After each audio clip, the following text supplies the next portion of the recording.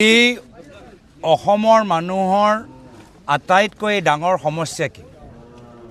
সেই সমস্যা হ'ল যে তেওঁলোকৰ ভূমিপট্টা নাই, মাটিপট্টা নাই। আৰু আজিৰ তাৰিখত তেওঁলোকে চৰকাৰৰ পৰা কি বিচাৰে? কি নিজৰ ভূমি সুৰক্ষিত হৈ থাকক, তাৰ বাবে মাটিপট্টা দিয়ক। আৰু এইখন চৰকাৰে কি কৰিলে? দুখীয়া মানুহক মাটিপট্টা দিয়াতকৈ মুখ্যমন্ত্ৰী পৰিবাৰে নিজৰ নামত কিমান নামজাৰি কৰি এতিয়া বৃহত্তৰ পৰিয়ালৰ ওচৰত প্ৰায় 12,000 বিঘা মাটি আজি অসমৰ ভিতৰত তেওঁলোকৰ দখলত আছে।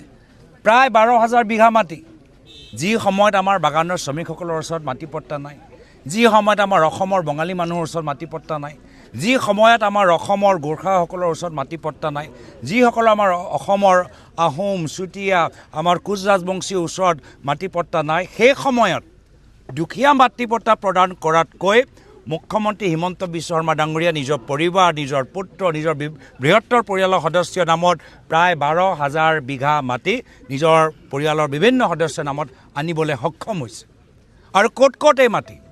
এই তাৰ বাবে কংগ্ৰেছ দলে এটা ৱেবছাইট মুকলি কৰিলে, হু ইজ HBS, কোন হয় হিমন্ত বিশ্ব শৰ্মা, আৰু ক'ত তেওঁলোকৰ পৰিয়ালৰ নামত মাটি আছে। তাৰ যোগেদি আমি বিভিন্ন ডাক নম্বৰ পাইছোঁ, তাৰ যোগেদি এই ৱেবছাইট যোগেদি বিভিন্ন পাট্টা নম্বৰ পাইছোঁ। আৰু এই সম্পৰ্কত আমি আজি ইয়াত আহিছোঁ ৱানী গ্ৰীণছৰ সন্মুখত। ৱানী গ্ৰীণছ কি হয়? ৱানী গ্ৰীণছ এটা 5 ষ্টাৰ ৰিজৰ্ট। 5 ষ্টাৰ ৰিজৰ্ট প্ৰায় কিমান হ'ব? মোৰ জনামতে ইয়াৰ প্ৰায় 1,000 একৰ ওপৰত ভূমি। 1,000 একৰ মানে প্ৰায় 3,000 বিঘা। প্ৰায় 3,000 বিঘা ইয়াত তেওঁলোকৰ দখলত তেওঁলোকে লাহে লাহে আনিবলৈ সক্ষম হৈছে। এনেকুৱা এটা অৱস্থা, যি সময়ত আমাৰ চাহ উদ্যোগ নাই, যি সময়ত আমাৰ চাহ বাগানবোৰ বন্ধ হৈ গ'ল, যি সময়ত আমাৰ মানুহসকলে আজি নিজৰ সুৰক্ষা পোৱা নাই, সেই সময়ত মুখ্যমন্ত্ৰী নিজৰ পৰিবাৰৰ নামত 5 ষ্টাৰ ৰিজৰ্ট খুলিছে, য'ত এক ৰাতি ইয়াত থাকিবলৈ 30,000 টকা, 40,000 টকা। তো সেইকাৰণে আজি এয়া হ'ল বাস্তৱ মুখ্যমন্ত্ৰী হিমন্ত বিশ্ব শৰ্মা। তেখেতৰ বাস্তৱ চৰিত্ৰ, তেখেতৰ মাটিৰ প্ৰতি লোভ, তেওঁলোকৰ ধনৰ প্ৰতি লোভ, সেই লোভ যে কেতিয়াও সম্পূৰ্ণ হ'ব নোৱাৰে, সেইখিনি কথা আমি ৰাইজৰ মাজত আমি দেখাই দিছোঁ। আৰু সেইকাৰণে আমি কৈছোঁ যে এই পৰিয়ালৰ ওচৰত প্ৰায় অসমৰ 12,000 বিঘা মাটি আছে। 40,000 বিঘা মাটিটো আদানী আম্বানীক, তেওঁলোকে জনজাতিসকলৰ মাটিটো আদানী আম্বানীক প্ৰায় 40,000 মাটি ইতিমধ্যে সমঝাই দিছে। তো যদি নিজৰ মাটি বচাব লাগে, তেতিয়া আমি হিমন্ত বিশ্ব শৰ্মা চৰকাৰক অসমৰ পৰা খেদিব লাগিব, আৰু যাৰ ফলত আজি ইয়াৰ অঞ্চলৰ ৰাইজবোৰো একত্ৰিত হৈছে। আৰু সেইকাৰণে আমি আগবাঢ়ি গৈছোঁ, য'ত অসমৰ ৰাইজে আমাক দেখাই দিয়ে কি ক'ত তেওঁ হিমন্ত বিশ্ব শৰ্মা ডাঙৰীয়া পৰিয়ালৰ মাটি আছে, তাত কংগ্ৰেছৰ দলবোৰ যাবগৈ।